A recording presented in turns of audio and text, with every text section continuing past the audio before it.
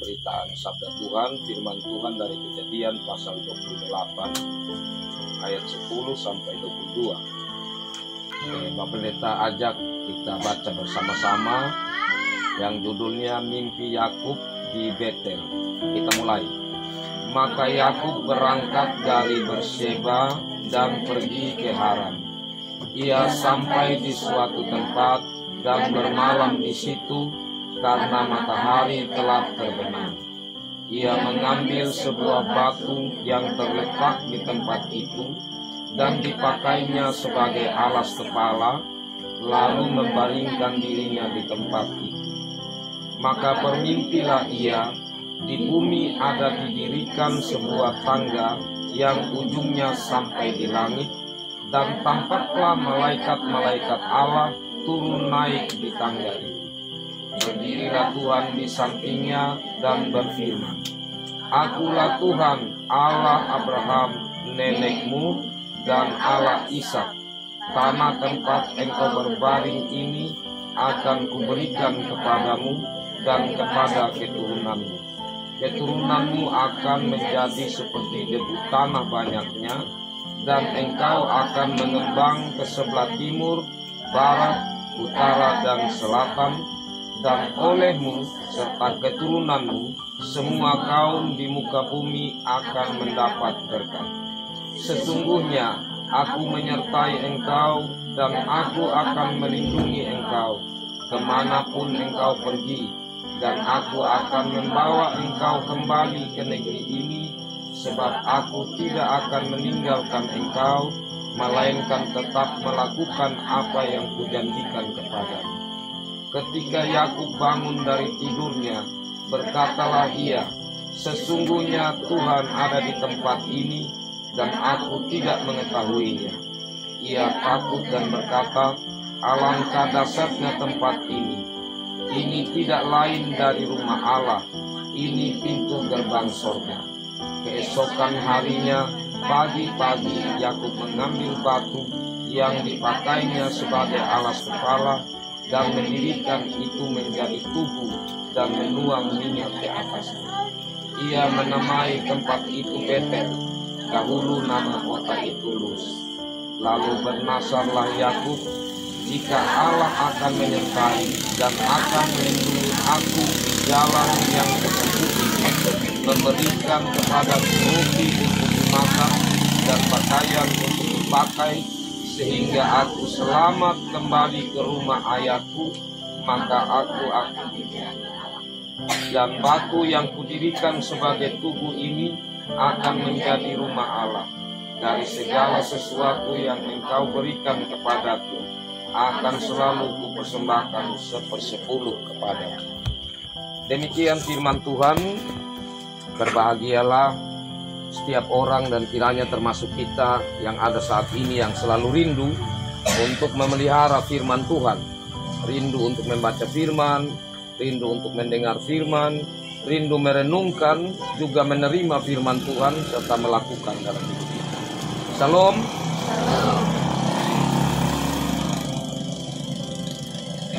Nah, Bapak Pendeta mau segarkan kita sedikit tentang kisah Yakub sebelum masuk pada bacaan kita tadi. Nah, Bapak Pendeta yakin adik-adik sudah pernah membaca atau mendengar cerita tentang Esau dan Yakub, dua orang bersaudara yang sebenarnya bisa dikatakan mereka ini kembar karena lahir dalam waktu yang sama di satu hari. Pada waktu ayah mereka Ishak sudah tua, Ishak berpikir bahwa ia harus segera, sebelum pikun, harus segera menyampaikan ucapan berkat untuk anaknya Esau. Jadi Ishak sangat menyayangi Esau, sedangkan istrinya Ribka sangat mengasihi Yakub. Ribka menyimpan janji Tuhan yang Tuhan sampaikan kepadanya saat ia bergumul untuk melahirkan anak kembar ini. Jadi waktu dia sudah hamil tua, itu anak ini seperti berkelahi dalam perut. Jadi dia bilang, Tuhan, kenapa terjadi begini? Oh, itu nanti yang muda, dia akan menjadi tuan. Jadi yang lahir kemudian akan menjadi tuan, yang lahir terdahulu atau yang kakak, itu akan menjadi hamba. Dia simpan itu. Jadi dia berpikir bahwa ini kan Tuhan sudah janjikan bahwa Yakub ini yang akan menjadi tuan. Tapi kenapa ya? Ini saya punya anak-anak sudah besar, tetapi janji itu seperti belum terpenuhi. Apalagi dia mendengar kalau Ishak ini suruh sama Esau pergi berburu. Nanti pulang dari berburu, makanan yang engkau siapkan setelah saya habis makan, saya akan menyampaikan ucapan berkat untukmu. Ini satu hal yang bahaya bagi Ribka. Ini berarti nanti bukan Yakub lagi yang menjadi tuan, tapi Esau. Karena itu dengan cara tipu muslihat yang cerdik ya, cerdik betul. Dia punya cara. Karena Bapak Pendeta pernah khotbahkan itu. Salah satunya, dia mengukur waktu. Tentu dia sudah selama itu dia perhatikan bagaimana Esau ini kalau pergi berburu berapa jam, berapa lama sampai pulang. Jadi dia atur betul waktu yang ada supaya antara waktu dia suruh Yakub pergi ambil ini kambing atau domba, kemudian dia olah ya, dan sampai akhirnya Yakub keluar dari kamar Ishak setelah Yakub ini diberkati, itu waktunya harus pas ya. Kalau tidak pas waktu baru Yakub masuk, Ishak suruh kembali kan bahaya, Esau suruh kembali bahaya. Jadi Ribka ini orang cerdas sekali, sudah cerdas, pintar masak lagi. Nah, hanya saja dia seperti mau mendahului apa yang sebenarnya Tuhan rencanakan. Ya, tetapi di situ kita melihat ya sudah, apa yang dilakukan oleh Ribka itu Tuhan izinkan biar dia berjalan. Nah, tetapi konsekuensi dari penipuan itu tetap ada. Nah, kelak kita lompat dari bacaan tadi. Yakub saat dia sudah ada di rumah Laban, dia ditipu habis-habisan oleh Laban 10 kali untuk upahnya. Apalagi orang yang dia cinta ditipu lagi oleh bapak mantunya, oleh Laban. Jadi waktu Yakub ini bekerja begitu rupa untuk mendapatkan Rahel, ternyata waktu harinya di mana Laban harus menyerahkan Rahel, siapa yang diserahkan? Lea kan? Bukan Rahel yang diberikan. Itu kan penipuan besar yang dilakukan oleh Laban. Tapi inilah akibat dari apa yang telah atau pernah dilakukan oleh Yakub untuk menipu ayahnya.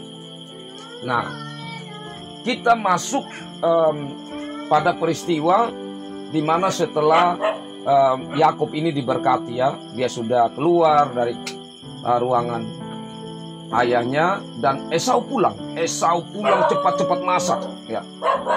Jadi di situ juga menunjukkan bahwa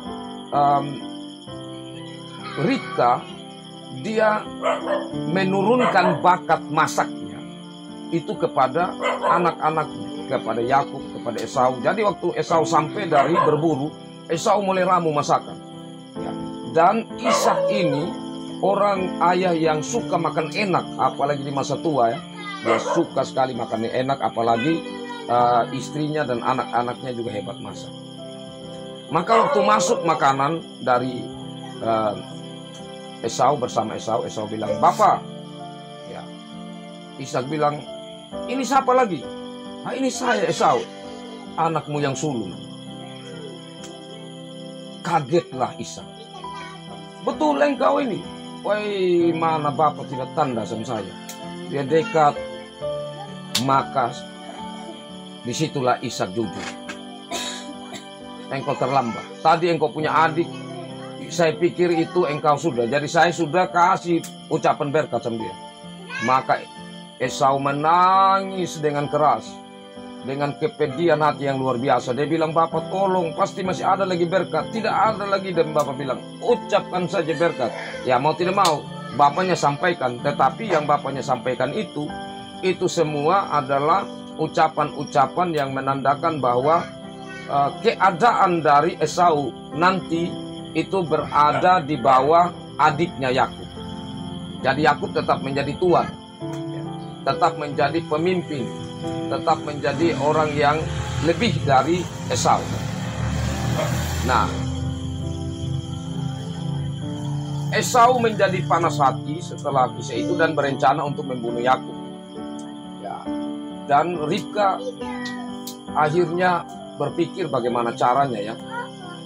Dia bilang sama Yakub, "Yakub sini, lebih baik engkau pergi di saya punya saudara di Laban. Engkau punya om di sana di Padan Aram, ya, di Haran. Pergi ke sana supaya engkau ambil istri dari sana." Ya, termasuk juga melarikan diri. Nah, kemudian kecerdasan dari Ribka lagi ini luar biasa. Dia mendekati lagi sama Ishak dan dia bukan menyampaikan alasan bahwa Esau ini hendak membunuh Yakub. Jadi lebih baik Yakub ini kasih pindah dari sini. Tidak, dia punya penyampaian apa? Dia bilang begini, "Ishak, ini Esau ini tentu kita tidak senang sama dia karena dia ambil istri ya, dari tempat yang tidak pas, dari orang-orang yang ada di Kanaan ini.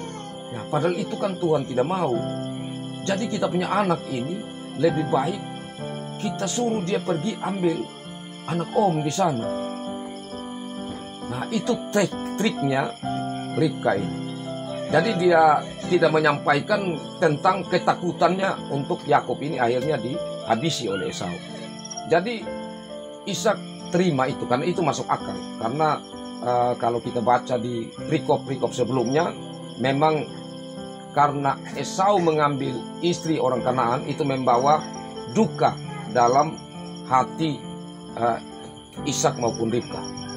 Jadi Ishak panggil Yakub, "Yakub, lebih baik engkau pergi ke Padan Aram, engkau pergi ke Haran ya, untuk mengambil istri di sana." Ya, jadi Yakub ini pergi itu atas izinan atau atas permintaan dari ayah ibunya untuk pergi ke sana. Ya, tapi Yakub sendiri tentu dia sangat mengiyakan itu. Pertama-tama karena ketakutan, karena dia sudah tahu bahwa Esau akan membunuh dia. Nah, masuk pada firman Tuhan tadi, ini cerita di mana dalam perjalanan kurang lebih itu 60-an kilometer dari Berseba, dia sampai di tempat yang nanti dinamakan tempat itu Betel. Jadi Betel itu kalau bahasa Ibraninya Bet itu rumah. Kalau kamu ingat kata Bethlehem itu rumah roti. Bet rumah, lehem itu roti-roti. Jadi rumah roti atau rumah-rumah roti. Nah, sedangkan kalau Betel, Bet itu rumah, El itu Allah. Kalau Elohim, Allah yang tunggal, tetapi lebih dari satu. Karena kalau him itu im itu lebih dari satu, jamak begitu ya. Nah, jadi kalau kamu pernah dengar kata Elohim, itu Allah, tetapi Allah yang tunggal, hanya di dalam Allah yang tunggal itu lebih dari satu diri. Ya, Tritunggal yang kita kenal itu.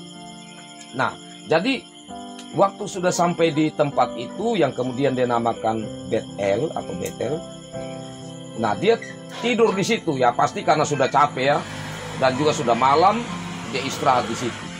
Nah, saat dia istirahat di situ, maka dia mendapatkan mimpi. Kalau kita ikuti bacaan tadi ya, dia mendapatkan mimpi, tetapi mimpi itu tentu bukan sekedar mimpi, atau kalau kita katakan dalam bahasa sehari-hari yang kita kenal itu bunga mimpi ya, bukan.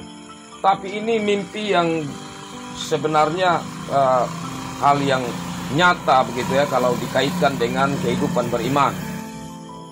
Jadi ayat 12, maka bermimpilah ia, di bumi ada didirikan sebuah tangga yang ujungnya sampai di langit, dan tampaklah malaikat-malaikat Allah turun naik di tangga itu. Nah, jadi di sini dia bermimpi, dan untuk yang terjadi ini hanya dalam diri Yakub. Kalau baca dari kitab Kejadian sampai Wahyu tidak akan ditemukan lagi tentang kata tangga ini, kecuali Yesus sendiri yang ucapkan kemudian di Yohanes berapa?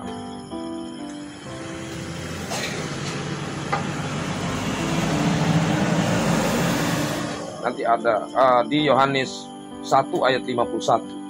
Lalu kata Yesus kepadanya, aku berkata kepadamu, sesungguhnya engkau akan melihat langit terbuka dan malaikat-malaikat Allah turun naik kepada anak manusia. Tetapi tidak ungkapkan kata tangga.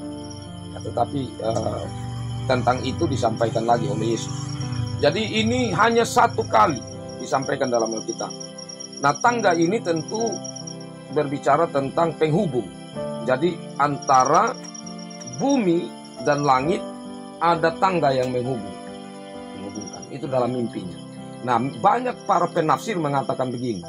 Sebenarnya tangga itu gambaran tentang Yesus Kristus yang adalah jalan untuk menghubungkan antara manusia dengan Allah. Karena Yesus sendiri mengatakan, akulah jalan dan kebenaran dan hidup. Ya. Jadi sebenarnya gambaran tentang Yesus yang menjadi penghubung antara manusia dengan Allah. Ya, tapi dalam konteks ini tentu dia belum sampai pada pemahaman itu di Perjanjian Lama ya. Tetapi di sini mau menunjukkan bahwa Allah yang berkenan bertemu dengan manusia. Jadi Allah yang berkenan untuk menjumpai Yakub. Nah, dalam perjumpaan itu di sini kita melihat ada satu ikatan perjanjian yang pernah Allah sampaikan kepada Abraham, neneknya Yakub, yang Allah sampaikan kepada Ishak, ayahnya Yakub, yang sekarang Allah sampaikan lagi kepada Yakub. Ayat 13. Berdirilah Tuhan di sampingnya dan berfirman, akulah Tuhan Allah Abraham nenekmu dan Allah Ishak. Tanah tempat engkau berbaring ini akan kuberikan kepadamu dan keturunan. Ya, jadi dulu mungkin sama juga dengan kita ya di Wanakaka. Kalau laki-laki tetap kita bilang nenek ya. Sulit sekali kita bilang kakek ya. Ya karena mungkin ada kan nenek moyang. Sama dengan kota tidak ada bapak kota, ada ibu kota. Sama dengan jari tidak ada bapak jari. Yang ada. Jadi feminisme. Ya. Jadi Allah Abraham nenekmu, ya Allah Ishak dalam hal ini ya, dia pasti dia tahu itu ayahnya. Ini mau mengatakan bahwa Tuhan mau sampaikan kepada Yakub bahwa dia yang mau menyampaikan ikatan perjanjian ini adalah Allah yang sama yang dipercaya oleh Abraham, Allah yang sama dipercaya oleh Ishak, atau Allah yang sama yang mengatakan perjanjian kepada Abraham, Allah yang sama juga yang mengatakan ikatan perjanjian dengan Ishak. Nah, isi perjanjian itu apa? Di ayat 13 tadi, tanah tempat engkau berbaring ini akan kuberikan kepadamu dan keturunanmu. Jadi janji tanah Tuhan sudah sampaikan kepada Abraham. Waktu masih bernama Abram, waktu Abram itu dipanggil keluar dari Ur Kasdim menuju kepada tempat yang Tuhan tidak sampaikan. Tapi saat Abraham di Kejadian pasal 12, saat sudah sampai di Kanaan, di Sikem, di situ baru Tuhan sampaikan lebih terang bahwa tanah yang kau injak ini atau tanah ini akan kuberikan kepadamu. Nah, ini tempat Betel yang tempat Yakub ini bermimpi, bermalam. Itu adalah tempat yang masuk di pusat wilayah Kanaan. Jadi Tuhan bilang saya berikan ini kepadamu. Dan kenapa saya katakan pusat? Karena nanti di situ akan didirikan bait Allah. Akan didirikan bait Allah di situ. Itu dalam bagian akhir ya, dalam Nasar atau janji dari Yakub bahwa saya akan dirikan rumah Allah di sini. Nah, mungkin itu juga sehingga dinamakan Bet-El. Nah, selanjutnya selain tanah, kita lihat ayat 14, keturunanmu akan menjadi seperti debu tanah banyaknya, ya, dan berkembangnya atau mengembang ke 4 arah mata angin. Yang ketiga, bahwa semua kaum di muka bumi akan mendapat berkat. Ya, jadi ini janji juga yang Allah berikan kepada Abraham, kepada Ishak, janji tentang tanah, janji tentang keturunan, dan janji menjadi berkat bagi bangsa lain. Maksudnya apa menjadi berkat bagi bangsa lain?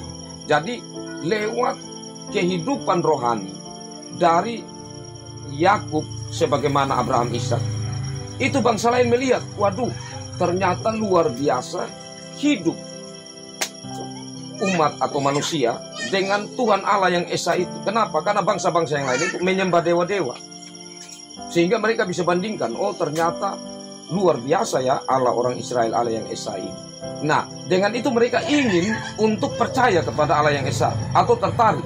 Nah, di saat mereka tertarik itu kan sebenarnya Yakub, ya, itu menjadi berkat bagi bangsa lain karena mereka terpanggil untuk juga percaya kepada Allah yang Esa itu. Itu maksudnya menjadi berkat. Atau kalau kita dalam kehidupan sekarang, bahwa kita yang percaya kepada Yesus, ya, sebenarnya dipanggil untuk menjadi berkat bagi orang lain yang belum mengenal Yesus atau belum percaya kepada Yesus.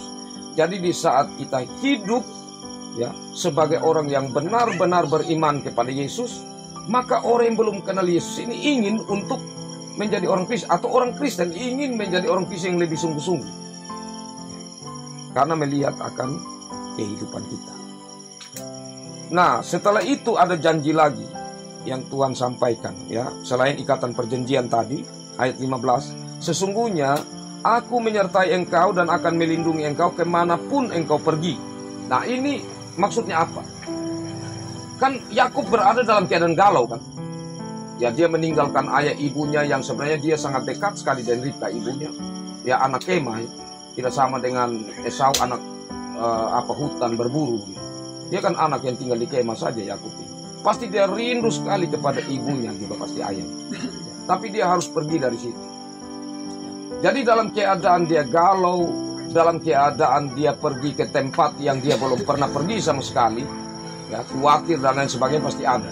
Tetapi Tuhan datang dan menyatakan, ya, tentang janji pemeliharaan Tuhan di situ. Nah, ini kan hal yang sangat luar biasa. Ya, jadi kita yang hidup sekarang, kita berpegang pada janji Tuhan. Nah, memang janji Tuhan itu sulit dimengerti dan dialami oleh setiap orang Kristen kalau itu tidak, ya, dilihat setiap hari atau direnungkan atau diresapi setiap hari. Jadi setiap hari, contohnya begini. Kalau kita bangun pagi, terima kasih Tuhan, ya, saya sudah bangun pagi, saya berterima kasih, saya berdoa. Kita belajar itu, maka di situ saja untuk hal itu, hal berdoa itu, hal hari yang baru yang Tuhan berikan, akan membuat kita semakin menyadari hal-hal lain tentang pemeliharaan Tuhan dalam hidup kita. Jadi kita belajar dari kecil, akan membuat kita semakin menyadari. Juga kita melihat hal-hal besar, baik dari diri kita maupun dari orang lain. Seperti orang lain mengalami penderitaan yang galau, tetapi dia mampu melewati itu saat dia bersaksi kepada kita. Kenapa kau bisa melewati itu? Padahal yang sulit. Oh, karena begini, saya dekat dengan Tuhan, Tuhan itu kasih kekuatan kepada saya dan seterusnya. Jadi kita juga bisa semakin mengalami Tuhan yang berjanji itu di saat kita juga mendengar kesaksian atau melihat kehidupan orang lain yang dipimpin Tuhan. Dan aku akan membawa engkau kembali ke negeri ini, sebab aku tidak akan meninggalkan engkau, melainkan tetap akan melakukan apa yang kau janjikan. Jadi ini tentang kesetiaan Tuhan terhadap janjinya kepada Abraham, Ishak dan Yakub tentang tanah. Ya, jadi dia kan ke arah timur, ke Padan Aram, ke Haran. Ya, tetapi bukan itu tempat yang dijanjikan Tuhan. Dia harus kembali. Karena tempat yang dijanjikan Tuhan itu Kanaan. Jadi itu Tuhan akan membuktikan bahwa benar-benar ia menepati janjinya. Nah, berhubungan dengan apa yang dialami oleh Yakub tadi, Maka ayat 16, ketika Yakub bangun dari tidurnya berkatalah dia, sesungguhnya Tuhan ada di tempat ini dan aku tidak mengetahui. Ya, jadi dia merasa benar-benar itu hal yang nyata. Hal yang nyata dialami. Dan ya waktu itu orang memandang bahwa tempat-tempat khusus di mana Tuhan menyatakan diri itu adalah tempat yang istimewa begitu. Dan ada satu rahasia tanpa pendeta belum sampaikan terlalu banyak tentang ini, tapi sedikit saja untuk nanti Pak Pendeta akan sampaikan dalam lain waktu. Bahwa sebenarnya Betel, ya, tempat di mana Yakub bermimpi dan nanti dia bilang akan bangun bait Allah, itulah tempatnya sebenarnya nanti bait Allah akan dibangun betul di situ. Dan itulah sebenarnya letaknya Eden. Mungkin kamu heran, letaknya Eden, ya nanti ke depan Bapak Pendeta akan sampaikan.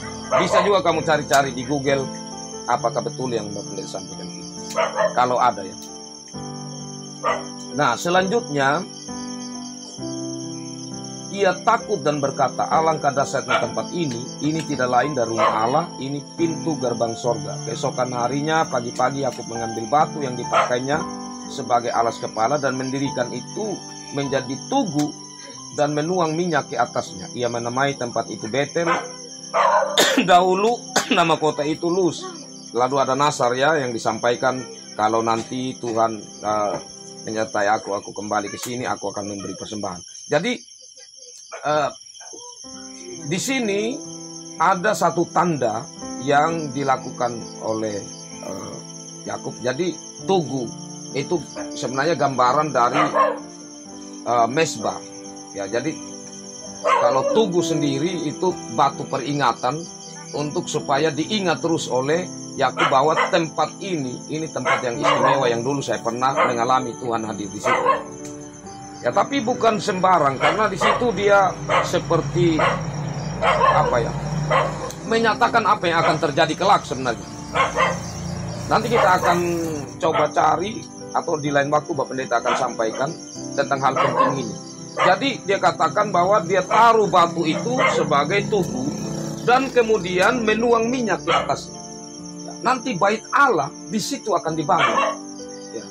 Dan tentang minyak itu merupakan satu sarana yang penting, termasuk minyak dipakai untuk mengurapi siapa yang menjadi raja. Minyak itu bagian sarana yang penting bagi para imam. Jadi nanti kita akan sampai ke sana. Tapi ini gambaran tentang apa juga yang akan terjadi kelak di saat bait Allah itu dibangun. Nah, ini kita masuk yang terakhir tentang Nasar. Ya, tentang Nasar ini memang ini kalau Nasar bukan sekedar janji, Tom. Papa Mama leh. Bukan sekedar janji adik-adik ya. Jadi tentang Nasar ini saya ingatkan kemarin saya baru PA majelis. Jadi tentang Nasar itu janji yang sungguh-sungguh dan tidak boleh diingkari. Jadi contohnya begini. Erna bilang, Tuhan, kalau nanti ini saya tes, saya lulus KIP, saya kasih Tuhan persembahan 500.000 atau saya punya kambing, saya kasih sama Tuhan. Itu Nasar, tidak boleh dipungkiri. Saatnya harus diberikan betul. Karena kalau dipungkiri maka akan ada sanksi yang Tuhan berikan atau ada akibatnya ya. Nah, ada satu cerita Bapak Pendeta pernah cerita. Yang tadi kata kesasi atau PKS. Ya. Jadi satu orang pemuda, dia jalan sudah jauh dari rumah ya, sampai di satu kebun. Dia lihat di situ ada pohon kelapa. Dia rasa sudah lapar dan haus. Nah, pohon kelapa tidak tahu tinggi juga, tapi dia tidak bisa naik pohon kelapa. Dan dia bilang begini, Tuhan, dia kan orang lumayan kaya juga orang tuanya. Banyak ini hewan. Jadi dia bilang kalau sampai saya lolos naik pohon kelapa ini Tuhan, dan saya lolos sampai turun, saya kasih Tuhan 1 ekor kerbau. Ini dia bernasar, naik panjat lagi, lolos sampai di atas. Dia lihat ke bawah, woi ini kok saya jatuh mati memang. Dia sudah kasih turun buah kelapa. Tuhan tetap saya janji. Kerbau dalam tangan sudah saya kasih Tuhan. turun sampai di tengah. Dan dilihat semakin dekat dengan tanah. Minta maaf Tuhan, yang saya punya maksud tadi itu kuda, bukan kerbau. Turun lagi sudah semakin dekat. Tuhan ampun, sudah yang saya maksud tadi sebenarnya kambing. Nah semakin dekat lagi, dia lompat sudah. Kan sudah dekat dengan tanah. Minta maaf Tuhan, saya jatuh, jadi sudah. Nah itu orang yang berani bernasar, tetapi tidak berani bertanggung jawab terhadap apa yang dia nasarkan. Jadi bernasar itu tidak bisa. Macam ini yang dinasarkan oleh Yakub tidak main-main. Tapi nanti itu menjadi juga tentang nasar yang akan disampaikan oleh atau menjadi peraturan untuk umat Israel tentang perpuluhan ya. Nah, tentang perpuluhan. Karena di bagian akhir dia katakan minta maaf, bukan perpuluhan tapi persepuluhan. Dan batu yang kudirikan sebagai tugu ini akan menjadi rumah Allah. Ayat 22, dari segala sesuatu yang kau berikan kepadaku akan selalu kupersembahkan sepersepuluh. Sepersepuluh berarti kalau 100 berapa? 10, ya kan? Kalau 1000 100. Jadi sepersepuluh. Jadi kalau saya berjanji Tuhan, kalau nanti ini saya dapat sapi, saya punya sapi laku. Kalau dia laku 10 juta Tuhan, saya tetap sudah kasih Tuhan 1 juta. Nah, waktu 10 juta sudah di tangan. Berarti ya, semakin besar nilai, kalau uang contohnya, maka itu semakin berat. Tapi kalau semakin kecil ringan. Kalau 100.000, sepersepuluh berapa? Kalau 100.000. Sepersepuluh. Dan 100.000 10.000 toh. Nah 10.000 dan 100.000 itu ringan aja. Jadi kalau dapat uang 100.000 10.000 kecil lah. Tapi kalau sudah 1 juta 100.000 ini mulai besar, mulai ragu-ragu. Apalagi kalau 10 juta mau kasih 1 juta, itu besar. Jadi semakin besar itu makin menyulitkan orang. Tapi ini menyangkut komitmen. Tetapi menyangkut persembahan sebenarnya bukan hal yang terpaksa ya. Tapi kalau nasar itu sebenarnya suatu janji yang tidak bisa untuk bilang kata terpaksa dan lain sebagainya. Itu harus tulus dan komitmen untuk memberi. Jadi ini saja dulu yang Pendeta sampaikan, adik-adik terkasih, dan Bapak Pendeta buka ruang karena sekalian juga dalam kesempatan ini ya 1-2 menit kita langsung jalankan juga kesaksi. Jadi selain dari firman Tuhan ini yang mungkin ada tambahan, mungkin juga ada pertanyaan, ya, baik dari bagian ini ataupun bagian lain. Ya, tapi kalau bagian lain 1 saja. Tapi kalau dalam bagian ini 2 bisa. Oke, silakan Bapak Pendeta apa saja ya, berdiliran. Nih. Terus lanjut nih. Siapa? Terus Kakak Domi ada. Masih pikir api. Terus Erna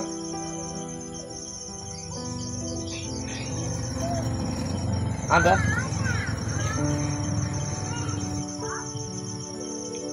Esni Bapak Pendeta tidak terlalu lihat lagi sana.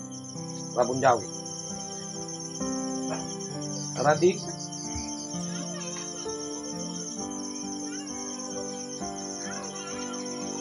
Apu. Radi ya silakan.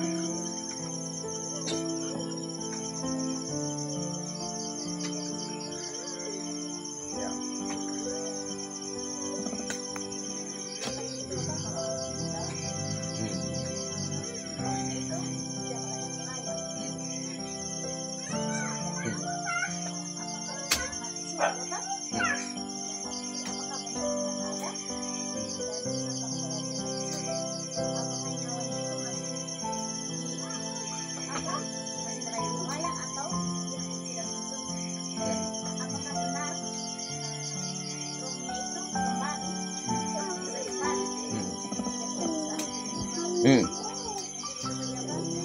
Iya. Terima kasih. Nanti sebentar saya jawab. Lanjut Ibu Ina. ada tambahan dari firman atau pertanyaan? Ada Ibu Ina? Belum? Apu? Lanjut. Terus Bapak Pendeta kita lihat Angel. Terus Eni. Itu Adel. Terus lanjut.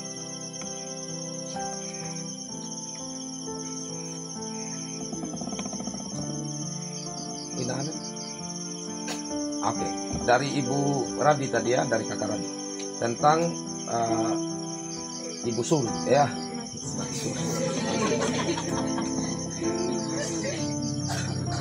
Tentang mati suri. Ya. Jadi mati suri itu dia punya apa begitu? Kalau pegang posnya, ya, apa dia punya tempat denyutnya itu. Sudah lagi. Sudah lagi. Tapi, nah kalau orang baru meninggal, kenapa dilarang menangis? Kan pernah ikuti itu. Kalau dia baru meninggal itu jangan menangis dulu. Jangan sampai dia itu mati suri. Iya toh? Nah, karena dia punya badan semua itu masih hangat. Jadi Bapak Pendeta punya pengalaman. Jadi waktu Bapak Pendeta masih kecil, kan rumahnya Bapak Pendeta di Wengapu itu dekat dengan rumah sakit Indimara. Dan di rumah sakit Indimara itu bagian belakangnya ada rumah mayat. Nah dulu itu kan belum ada listrik. Sama dengan 2010-11 kita kemarin gitu, belum ada listrik. Nah, jadi waktu itu hanya pakai pelita dan anak SPK, kan tahu SPK? Sekolah terawat. Ya, SPK itu kan dulu dong pernah di sini, termasuk ini Kakak Bojis punya apa dulu? Itu SPK dulu datang di sini. Jadi kalau di dulu itu kalau mau lolos apa perawat atau tes begitu, itu harus di rumah mayat dulu. Jadi di rumah mayat itu dorong harus jaga mayat dan tunggu beberapa waktu baru suntik. Karena jenazah itu tidak bisa mati dari mati dan suntik tuh, tidak boleh. Nah, karena dorong takut pakai pelita saja, jadi ada 2 orang perempuan yang harus jagain mayat. Nah kan keluarga itu kan masih di ujung Sumba Timur di mana, jadi tunggu lagi dorong datang ambil, jadi bawa di kamar mayat. Dan nah ini 2 orang ini dorong takut, ini bikin suntik. Waktu suntik begini, jenazah bergerak, 2 orang lari hilang. Itu hampir kena pecat, hampir kena keluar dari SPK. Dia dong jujur, dong bilang, wih kita takut betul, makanya kita cepet suntik. Itu kan dia punya apa semua itu kan masih panas. Jadi masih ada refleks gitu, langsung dia kejang begini, ada gerakan. Nah, jadi intinya bahwa kalau orang belum meninggal, ada kemungkinan orang sudah meninggal, tetapi beberapa menit kemudian ada kemungkinan itu dia hidup kembali. Karena beberapa kejadian terjadi seperti tadi sampaikan. Nah, pertanyaannya, dia punya roh itu saat dia mati suri begitu ada di mana? Melayang-layangkah atau dia suka kembali di Tuhan pun bilang kau pulang dulu, kau punya hidup harus lanjut tuh, belum selesai. Apakah begitu? Nah sekarang saya tanya kamu, waktu kita tidur sono itu sebenarnya sama dengan mati sudah. Kan tidak sadar toh? Nah, tidak sadar waktu tidur sono. Nah, hanya kita tahu itu kita sebentar pergi di dunia mimpi macam tadi. Ya aku minta Tuhan yang datang di dia. Ini kan kita nanti kadang ada di dunia mimpi di mana-mana lah begitu ya. Tapi roh kita sebenarnya tetap ada dalam tubuh. Belum. Tidak kembali baru Tuhan bilang, engkau kembali dulu. Kan ada cerita-cerita begitu ya. Jadi jangan tertipu oleh cerita-cerita yang bilang dia ini orang ini ternyata waktu dia hidup kembali cerita bahwa saya itu sudah pergi di pintu sorga. Sampai di pintu sorga malaikat pegang tangan kas masuk di dalam, lihat ini emas semua begitu. Jangan cepat percaya itu. Iya. Sulit sekali itu ya. untuk terjadi yang begitu. Karena kalau kita baca di dalam Alkitab, hanya tentang penglihatan yang Tuhan berikan saja, tentang gambaran sorga itu yang disampaikan oleh penulis kitab Wahyu atau Yohanes. Tetapi Yohanes sendiri, dia tidak dibawa di sana jalan-jalan masuk, lihat sudah ini kamar-kamar apa semua, tidak ada. Nah, jadi tetap dalam diri, dia punya roh itu, tidak pergi kemana-mana. Kalau sudah pergi, itu jelas sudah pergi terus. Tuhan sudah ambil, terbawa, tidak ada. Yang kemudian waktu orang meninggal juga, begitu. Itu tidak ada yang bilang 3 hari dulu ya. Oh 3 hari baru dia punya apa sampai di sorga, dia punya roh. Jadi ini dia masih sementara lihat-lihat sama kita nih. Kadang dia bisa ganggu, kadang dia kasih muncul dari muka di sana. Itu omong kosong, itu iblis itu, setan yang begitu. Apalagi ada yang berbilang begini, 40 hari dulu gak? Karena Tuhan Yesus 40 hari itu masih tampakkan diri. Jadi 40 hari dulu baru gitu. Itu juga tidak. Saat Tuhan ambil sudah. Tidak lagi mau kasih tunjuk diri. Itu beda. Kalau Tuhan Yesus kasih tunjuk diri 40 hari itu, meyakinkan kepada murid-murid dan orang lain bahwa dia benar-benar telah bangkit. Karena itu kebangkitan yang pertama yang harus menjadi hal yang meyakinkan murid dan banyak orang. Nah, jadi saya pikir itu Ibu tadi ya. Karena intinya begini, satu pertanyaan, kalau dia tidak punya landasan Alkitabiah, tidak bisa dipertanggungjawabkan. Kalau dia punya landasan Alkitabiah, tercatat dalam Alkitab, baik tersurat maupun itu tersirat, itu bisa dipertanggungjawabkan. Jadi dia tidak katakan di Alkitab, tidak ada satu ayat pun yang bilang setelah mati dia ada kesini kesana atau dia mati suri, tidak ada. Dan peristiwa kebangkitan itu hanya baru Yesus. Kalau anak Yairus, ya itu macam mati suri tadi. Jadi Yesus kasih bangun dia, tapi dia bukan benar-benar telah meninggal dan kemudian bangkit. Hanya Yesus yang pertama kali yang sulung bangkit dari antara orang mati. Jadi terima kasih tentang itu tadi. Atau masih ada tanggapan balik dari Kak Radi?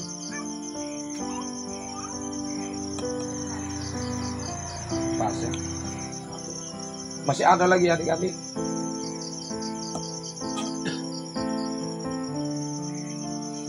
Dari Kakak Domi, Ibu Kakak ini Erna.